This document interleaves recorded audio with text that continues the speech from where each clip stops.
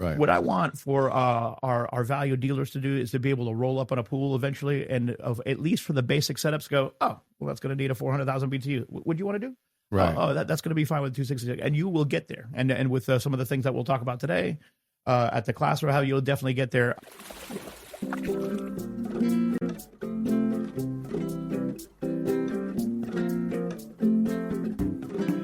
Welcome to another edition of the Aloha Pools and Spas Deep Dive Podcast. I'm John Watts along with Brad Cook. And Brad, who do we have today? Well, we have a very impromptu podcast here with TJ Redmond and Alex Santana from, did I get that right? Yep. From Raypak.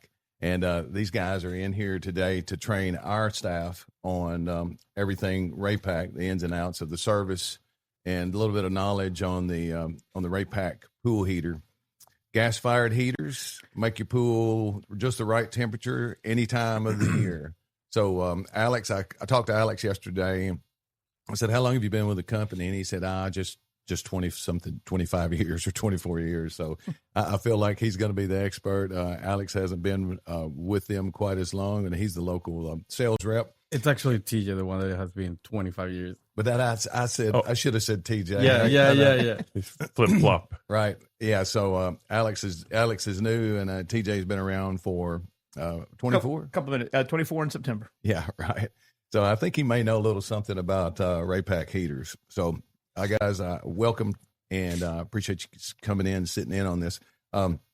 So tell me a little bit about your tenure at Raypak. Kind of.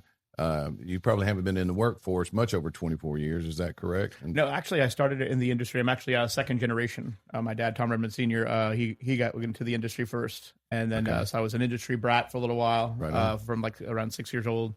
Then from there, I'd help Dad out with stuff that was going on in the backyard because we'd always have the opportunity to try out like different pieces of equipment or what have you. Now, was he like a pool business or pool? He started out with Jones Chemicals in the mid '70s, and then he from there he went to Horner Equipment, and he was part of Familiar. Familiar. So he was part of their foundational their growth to those first couple stages where they really got big, and then he went off to start his own representative group. He's the reason we have titanium with heat exchangers. He brought the first titanium heat exchanger. Really nice. Cool. And then during that time period, I started doing summer jobs over at Horner, and then I went to work for a place called Guardian Pools down in Broward County, Florida. Okay. And I worked there for a while. For a little bit, I was just like towards the end of my career with Guardian, which is where I got a lot of my experience with repair, service, cut my teeth on construction and remodeling. Okay. And for a small moment, I thought, oh, you know what? I'm tired of the pool industry. I've been growing up with it. And then I just found out, oh, you know what? It's retail. Right. So it's retail that you didn't like. So that like that scene in the Godfather where they're pulling me back in or what have you. So I left the industry for 364 days, not even 65. Every time I think I'm out, you pull me right back in. Yeah. So then Hughes Supply had gotten into the industry. So they asked my dad, where's TJ at? And then from there, the growth continued, and then I found Raypak. Yeah, and I've heard a lot of people say that industry will pull you back in, and there's something about it once you've been in it that you can't get out of it. I don't know. It's a wonderful industry. I mean, the grass is always greener on the other side, but it's always for as much as people want to make fun because they don't understand it, what have you. But it's always put food on the table for all of our families. So I really love being here. A little bit of a thankless job in a sense that it's a hard, it's a down in the trenches kind of deal. Even no matter what part of it you're in, you're never looking at a penthouse looking out. But we're still joking when we go to the Hampton Inn. Oh, what floor are you in? Oh, you're on the you got the penthouse. Nice, the penthouse, fourth floor. Right. Yeah, and for me, every spring I would be on a car. I know I was still going through school, but I would be on a car lot. Selling cars, and every spring when I started smelling spring and summer, I had to get out of there. I had to shake the tie and get out nice. Get in the dirt. Yeah. So your years in Raypak, so 20-something years, you had to have gone through several positions in there. Is that correct? That's correct. They hired me first as a sales assistant to get me into the door because I was about to leave the industry again, and so they would no, where are you going? So sales assistant. together we did so well down in the area that I was assisting at that they actually offered me. They actually split the state up back then, and we only had 2 sales guys in the state of Florida. Okay. So that's when they split the state up into 3, and I worked Central and Northeast Florida. And then over the years, I've had the ability and the opportunity to work with Puerto Rico. I was the national I don't want to say expert specialist for heat pumps. Then I worked with the commercial division for a couple of years, which was fantastic. And now here we are. I'm the regional service and training manager for the Southeast U.S. Nice, loving it. Nice. Well, good. I'm glad to hear that. So, what is one of the most common questions that's asked of you from technicians that are needing help? I've got this customer. They the pool is ... gallons. How long will it take to heat up? There you go. So and it's always a loaded question. We can definitely ballpark them because I don't want to turn everything into like a science project. But go ahead. Yeah, we were talking. We were about actually this just talking about this. Yeah, because we were looking at a bunch of commonly asked questions, and I think it might have been regarding heat pumps, but. The question is how long does it take my pool to heat up? And I said, John, I don't know that we can answer that on a podcast, but now we got you. But I said we could spitball it and give a because spectrum. I said, all right, so what's the wind? How much wind is blowing? Because wind will just take the life out of the 100%. Yeah, and then that that's blows. just one factor. What's the ambient temperature? I didn't hear what you said. You said where it's the wind, and I said, well, that blows. Oh yeah, It takes exactly. the wind Well, over. and it does. There's a drum set over here. We just need one more person to do the there you there go. you go. Well, there's one right here. I don't know.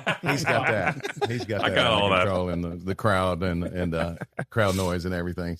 So, But you're attacking it fantastically because that's the thing. And I always tell folks after I go, okay, so now that you know all the things that go into it, please don't ever come to me back again with, hey, it's this many gallons. What are we looking at? Because you hit the nail right on the head.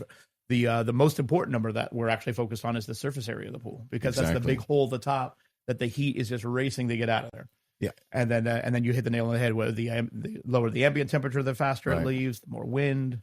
See, I've had a guy, an engineer say, an engineer really, but say, I want to insulate the walls on my pool, and there is heat loss coming out of the walls because I've felt it on my patio before.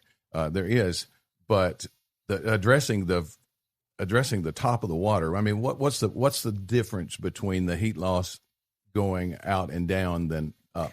It's definitely something to be considered. You hit the nail right on the head. You felt it with your feet. The only time that it ever becomes a factor to where, because you've got basically 3 levels of measuring. You've got like your static, your quickie. Those are either your sizing wheels that we were famous for, or like a sheet on a piece of paper. Hey, how big is your pool? Right. But the problem is that never takes into account, and we were talking about this before. It never takes into account that they've got the Bonvoy rockfall, waterfall behind them, or the fact that they're on the ocean. And then every good sizing is actually a product of 3 main components. So it's where the pool's located, geographical, and also where is it, golf course, ocean, what have you. Right. Of course, the pool itself, its size, whatever toys it has, the rockfall, the fountains, Right. and then the one that a lot of folks miss, and it's a third, is the customer's expectations.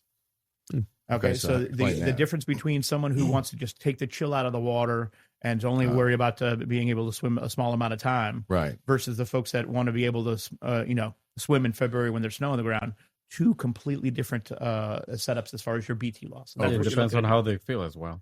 So, exactly. Yeah, for sure. And well, it's just like what you said. How long does it take to heat my pool? That's what is that? What's the temperature starting at? Right. And then what's your end game? What do you want it to be 95 degrees or is 80 okay? So, exactly. And when. So what I've done and what Raypak's done, because Raypak has a sizing program on www.raypak.com. I've got one that I do a little bit more old school, just based on all the things that I've learned and things that the dad and I have done together. And what I do, I've put together like what's called an easy sizing checklist. Okay. And it's no different than it's taco night and you got to go to Publix or Aldi or Food Lion, to get all the stuff that you need for taco night. It's just all the stuff that we need to know in order to put this good sizing together. Okay. Because if you try to get it done over the phone or what have you, you're just gonna They're just going to glass out on you. Right. And at the end of the day, we want them to be happy, and we want to make that sale, right? Right. So we want to both win. We want you to be happy with the water. We want to be the ones to sell you the product. So I've come up with a couple of ways to where we're going to get our information, but we're also going to do it to where you're like, oh, that was easy. Well, what are some of those things? So surface area is the first question you'll see on there. Actually, before that, if we're replacing a heater, so let's start there. If we're replacing a heater that's already there, they'll always ask you, oh, is this the right heater I have you? And again, customer expectations. We'll ask them, based on your expectations before the unit started falling apart, was it doing the job? And if they're just like, you know what? Yeah, we were happy. Easy peasy. Now, what was the BTU input of that unit? And done deal. Yeah. Not happy. Then we're going to go to the longer list of questions. Would be the surface area. Gallonage is important, but it's the second most important. And then what you were talking about, the temperature you want to keep it, and then what's the lowest temperature you think you'll be swimming at as far as outdoor. We get into wind, what toys you have. Do you have any expectations as far as how quickly it heats up from, like, let's say 70? So there's a few things that I also asked to kind of get. And then you can get into the what we call the hybrid system as well. And if you want to get gas plus a heat pump, that could be even better for both of us. I've even thought about that for my own personal use. Actually, though, I'm currently doing a heat pump because I have an automatic cover and all of that, and so it works for our use. But when I was talking to John about this, we were asking like each other, like what would work, and I ended up saying, okay, it depends on all of these factors here, but I don't want to put a video out where we don't land somewhere. So because there's a lot of these questions being asked on Facebook, like, will my 266 kBTU heater heat my 15 by 30 pool? Right. And the long answer is what we've been saying. Right. But if we had to land somewhere, and let's just say it's spring in the Mid-South and Midwest, the areas that we cover, and the ambient temperature is 60 degrees, the April showers, I'm trying to think, the March winds have gone, the April showers are now the May flowers are growing. Now, and it's early May, and he's still got that chill. I'm trying to land somewhere, right? And it's. I think I know where you're going. But the water's 60 degrees, and I want it to be 80 degrees. Right. So I think the best bet for your particular area, for instance, like all the light touches for Aloha, as far as in those particular, like, have you ever rolled up on a pool? And I know, Alex, you've done this. We rolled up on a pool, and you know right away, oh, well, this pool's going to take a horse and a half pump, or this pool's every bit of a 200 square foot cartridge filter, what have you. Right. What I want for our value dealers to do is to be able to roll up on a pool eventually, and at least for the basic setups, go, oh, well, that's going to need a 400,000 BTU. Would you want to do? Right. That's going to be fine with 266, and you will get there. And with some of the things that we'll talk about today at the class or how you'll definitely get there. And then what you can do is, I'm not a big fan of them, but then you could create like a quickie chart. Hey, for our average customer, for the average Aloha customer, and you've got this kind of pool, and this is what you want to do. That's your size unit. And then just allow for the gray area to take place. Right. There was a time when all we sold was a 400,000 BTU heater because it heated it up quicker. And the theory behind that is that it was the most efficient in time because it heated up quicker and it wouldn't sit there and work. But I don't really know if that was the case. But also, I'm going to take you on the road with me because you're saying a lot of beautiful things. 30 years ago, 30 years ago, the price of a heater was kind of out of range for the average person. Now it's not, for whatever reason, with financing or whatever. But then, so once you get into that price range, how much more is it to go up to the next level or the next level? And where really do diminishing returns start? Yeah, exactly. And so, and I don't know the higher you get. I mean, above the residential size of 400,000 BTU, I don't know what the diminishing returns really truly are. Talk to us about that a little bit. I mean, you hit the nail right on the head. I mean, if in an ideal world, if we had the ability, you'd basically be just selling the biggest gas heater you have and the biggest heat pump that you have, right? And your average residential setting, because no one's ever going to pick up the phone and go, okay, this pool heated up too quickly. Right. Exactly. Exactly. And the way for as much science that goes into and all the wonderful work that our engineers do back in California and Nuevo Laredo, as far as developing these products. At the end of the day, your sizing formula is stupid easy. Okay, it's the amount of BTUs that you need, and we got here because of all the cool questions that we asked the customer. Right. The three part formula as far as that. Then it's the amount of BTUs you're putting in. All right, and then that number divided into the amount of BTUs you need is how many hours it's going to run. Right. Okay, and then the more that you bring that number down, the less money you're actually spending on gas or electricity. Right. So that's where it's at. But then you brought up a fantastic point. As far as the diminishing returns, what we usually end up doing is we usually end up keeping people out of hot water.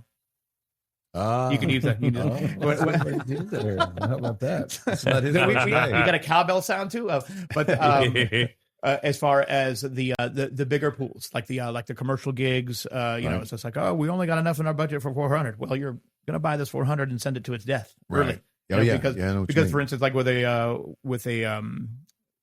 gas heater, if you're running that more than 7 to 8 hours a day, it's gonna ages it. Exactly. Yeah. And you're gonna spend a deluxe amount of money on trying to keep this poor thing, trying to keep it up. So a lot of focus is the people who have the larger than average pool, the commercial gigs. What have you wanted to say? So I'm sorry. No, I like the word deluxe. The deluxe amount of money. Exactly. Well, okay. People seem to be held back. That's DJ talking right there. Yeah. But that 7 or 8 hours a day, is that proportionate? Is that because just the heater has so much life, or is it the continuous work of the heater in a given day? It's going to be 7 to 8 hours total. So because I mean, how does a heater normally work? It's just like, oh, we fell a couple degrees. She runs for 20 minutes, an hour, and so it's going to be accumulative over a 24-hour period. The reason that we're focused on that is because nobody, and I mean nobody, like tomorrow, God forbid, we go to work for one of the other folks. The way I size will always be the same, even if I end up with a different logo on my shirt tomorrow. Right. Because no one can, you can't deny physics. You can't run away from physics, and you can't run away from metal fatigue, plastic fatigue. Right. So, it's good for the equipment, and also when you're trying to get this done, and everyone only uses the word efficiency, sometimes that gets used in the place of effectiveness. Right. You're trying to get a job done, but you want to get it done right. Like heat pumps. You can run the wheels off of a heat pump. It's not that big of a deal. Right. But we still focus on trying to keep it from 12 hours or less, because if you're running that unit 18 hours a day, you had an opportunity here to bring that electrical cost down. What are you doing? And I think on a heat pump, if you're running it that frequently, it have a better chance of freezing up, because that means, or a lot more goes into that, but you definitely have a better chance of just spinning your wheels like we were doing with the gas heater. Whereas if someone would have sat down with them and find out, because like Alex was leaning to that, you got your first set of questions that have to do nothing with math. Okay. You want to sit down with that customer and talk to them about what's your lifestyle. You guys, by the time you get home, by the time the margarita stops spinning, 2 hours. You want to be in that hot body of water. Does someone swim every day for the swim team? You got like a back problem. These are the type of questions to where you're going to develop the idea of whether or not you need a Trans Am or a Honda. Right. So the first thing that I do, if we're starting from scratch, is to decide whether or not am I dealing with a Trans Am or a Honda family. But the only perfect setup is what Alex was talking about. He's been saying this for several years, because the Trans Am is so I'm not buying an old heater that's been restored. Someday when I get time and money, a '79 Trans Am will be rebuilt for my drive. But until then, Matchbox is fine. But back in what TJ is saying. On top of that, with the heat pump, you have also the option of cool. Yeah, so I know what you mean. During the cold winter, I mean, you just use the gas heater. You can keep the temperature with your heat pump, and then during the summer, this thing is too cold. That's too hot. I'm sorry. Yeah. I wanted to have it cold. Just crank it down, and you're gonna have whatever temperature you want, obviously within its limits, but you're going to be fine there. 100%. I'm a huge fan of heat and cool pumps as well, because there's nothing worse than it being 98 on a July 4th weekend and your water's 95. Yeah. That's so how refreshing is that. So people don't realize that. They 3 degrees. They say, well, you can't make the water too hot for me. Well, you can make the water too hot for me, because 86 is on a 98 degree day, 86 feels perfect, And that's another question that you need to ask the customer. what's the right temperature for you, because it might be 86 for you, but for him might 100%. be 70 or 98. You know what I mean? It changed for each person. Exactly. So I'll ask you guys, what other questions do you think customers are out there wondering, wanting answers to about heaters, heat pumps, or whatever? I think once they get past whatever you're quoting them, as far as the price and the labor to put it in and to put in the pad and the valves, and is that like how much is it going to cost me on a regular basis? Right. When can I turn this thing on? How long can I expect for that? And that's Right. A lot of that is all going back to when we did the sizing. But like if we did the sizing for you, or you did the sizing on raypak.com, you could also type in the numbers that they spend on electricity, or what they pay per gallon for propane, what have you. Right. Kind of put together. I think my first two questions are, what's it going to cost to put a heater?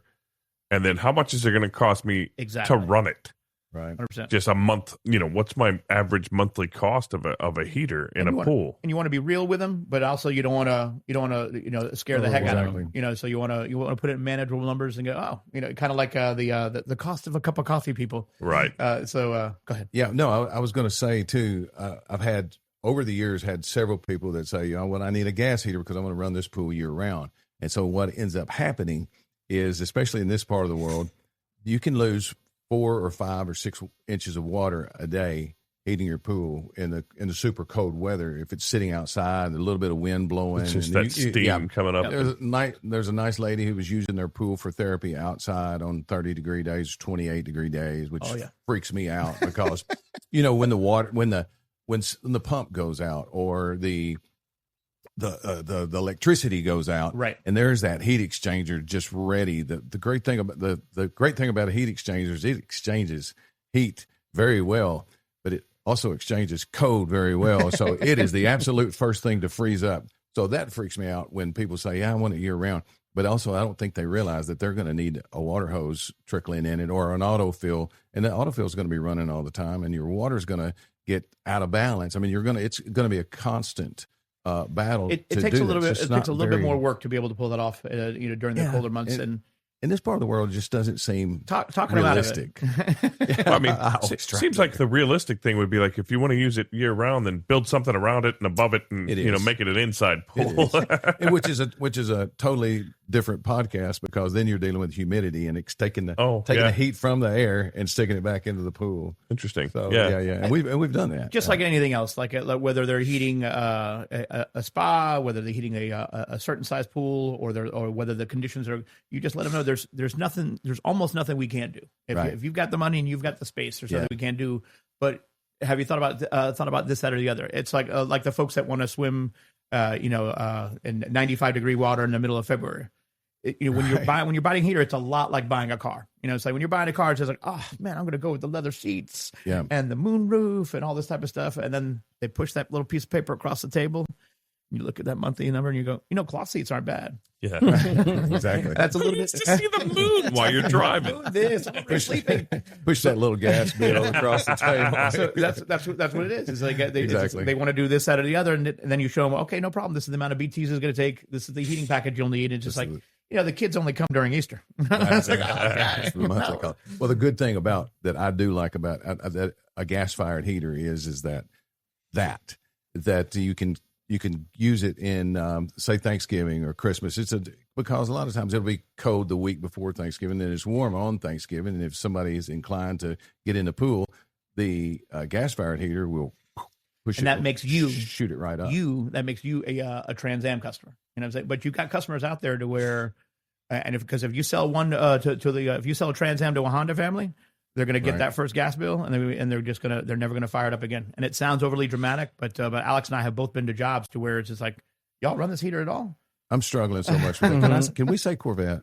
Well, sure, man. It's funny. I've owned a Trans Am and a Honda. Do you like? And we can use and my Honda was so much nicer than my. I was like, I'm thinking dependability. I'm thinking, I can't get parts. I gotta go to junkyard. The main thing for a Trans Am or a Corvette customer or a Porsche is 0 to 60, right? So they want to get there. Now, nobody likes to pay at the pump, especially right now. But it's not going to stop them from enjoying the vehicle. And so those are your gas heater folks. Yeah. It's just like, you know what? Yeah, it's gonna gonna be lame. But I gotta be swimming in Easter, come hell or high water. That's right. I'm gonna be swimming. Well, so you know what? I appreciate you coming on here, and I know we could probably go on and on for a long time, but I know you've got a training to get into. We got eager students out there ready to learn, and yeah, if we could have had them just come in, sit on the floor, and we could have discussed Zeppelin lyrics and margarita recipes, read books. Yeah. So, gentlemen, I appreciate you guys coming on. I'll let John close us out here, and it was very informative. I appreciate it. Thanks so much for having us. And with that, we really appreciate you guys tuning in for yet another Aloha Pools and Spas Deep Dive podcast. And don't forget to like and subscribe. I should have said all this at the very beginning. If you're still with us, like, subscribe, hit that little thumbs up so you get the notifications, all that. And ask questions down below as well. I was getting there. I said, put your questions down below. That's all good. It's all right. But most of all, what we say every time is dive safely.